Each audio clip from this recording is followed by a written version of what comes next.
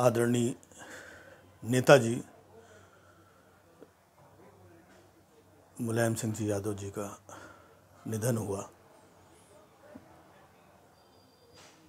पूरे देश ने श्रद्धांजलि दी। मैं भी उनको श्रद्धा सुमन अर्पित करता हूँ, श्रद्धांजलि देता हूँ। वो एक अद्भुत व्यक्तित्व थे। हर वर्ग के लोगों के बीच में लोकप्रिय थे और सभी उन्हें बड़े प्यार से, सम्मान से नेताजी कहते थे।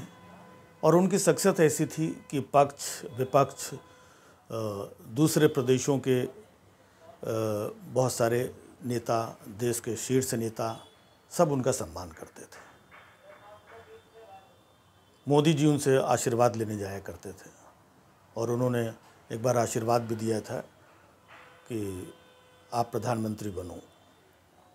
राजनाथ सिंह जी कहते हैं कि हमने अपना बड़ा भाई खो दिया, अपना आदर्श मानते थे उनको। और आज के दिन सारे लोगों ने बहुत कुछ भुला करके नेताजी को याद किया। लेकिन सबसे बड़ी अफसोस की बात ये रही कि ऐसे समय पे भी एक नफरती लोगों का झुंड है जो पता नहीं कहाँ से निकल करके आता है। और ऐसे समय पे जब पूरा देश शोकाकुल है, एक कितने बड़े नेता को देश ने खो दिया है, और ऐसे समय पे आकर के भद्दी भद्दी टिप्पणियां करना, अनैतिक बातें कहना, गंदी गंदी बातें करना, कौन है ये लोग जो आकर के नफरत के व्यापार को बढ़ावा देते हैं। आज अगर देखा जाए तो नेताजी ने जाते जाते सबको, सर्व दलों के नेताओं को, सर्व धर्मों के लोगों को इकट्ठा कर दिया। आज उनकी अंतिम यात्रा में हर कोई शामिल था। लेकिन ये कुछ नफरती लोग जब भी किसी का निधन होता है निकल करके आते हैं और भद्दी भद्दी गालियाँ, अपशब्द किसी भी दिवंगत आत्मा के बारे में बोलते हैं। पिछले काफ़ी समय से ये सब चल रहा है। कई लोगों के साथ ऐसा हुआ। मैंने इससे पहले भी इस विषय पे अपनी बात रखी थी, वीडियो बनाया था। ये नफरती लोग, जहाँ देश के प्रधानमंत्री और सारे दल के लोग, दूसरे छोटे बड़े हर नेता उनको श्रद्धांजलि अर्पित कर रहा है, अपनी यादें उनके साथ में शेयर कर रहा है।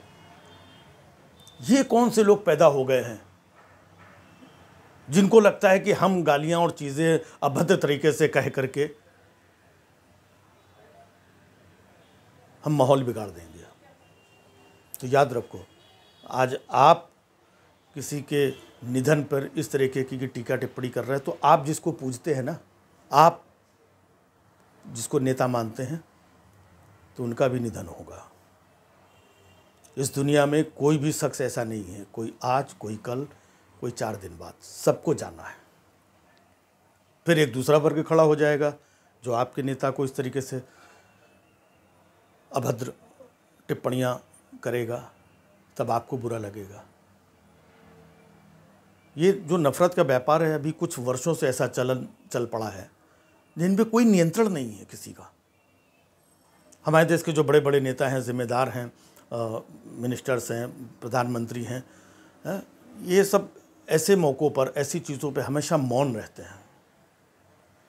लेकिन इससे नुकसान किसका हो रहा है? देश का नुकसान हो रहा है। ये कौन लोग हैं जो गालियाँ दे रहे हैं? ये भी देश के ही लोग हैं। किसको गालियाँ दे रहे हैं? अपने देश के लोगों को ही। इनके नफरत भरे स्वर को सुन करके कल इनके बारे में कोई कुछ कहेगा, वो भी कौन है? वो भी अपने देश के लोग हैं। तो आप देखिए, अपने देश के ही लोग आपस में एक दूसरे के साथ गाली गलौज, बुराई, कटुता, नफरत, तो इससे किसका नुकसान होगा? किसका नुकसान हो रहा है? देश का नुकसान हो रहा है। सिर्फ इनको एक क्षणिक खुशी मिल जाती कि हमने फलाने को गाली दे दी। अब ये जो गाली दे रहे हो नालायकों, हैं, तुम क्या अमरौती खा करके आए हो? तुम नहीं जाओगे इस दुनिया से कभी? और अपने आप को संस्कारी बनते हो, संस्कारी बनते हो तो उस संस्कार को समझो।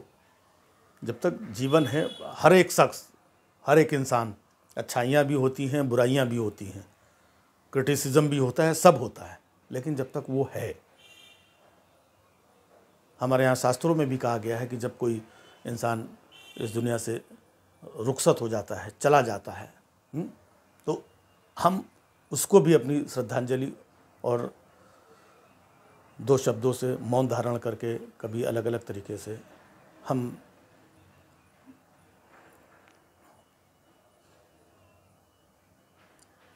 तो ऐसे टाइम पे भी मतलब कुछ लोग बाज नहीं आ रहे हैं। ये देश में तरह तरह की पार्टियां, नेता, सब समय वक्त हालात देश के बदलते रहते हैं। कभी ये 2 लोग साथ हो जाते हैं, कभी किसी को अकेले मेजॉरिटी मिल जाती है, कभी 5 लोगों को साथ में आना पड़ता है, कभी वो उसके साथ मिल जाते हैं, कभी वो उसके साथ मिल जाते हैं।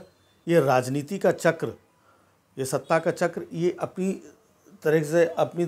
तरीके से चलता रहता है। लेकिन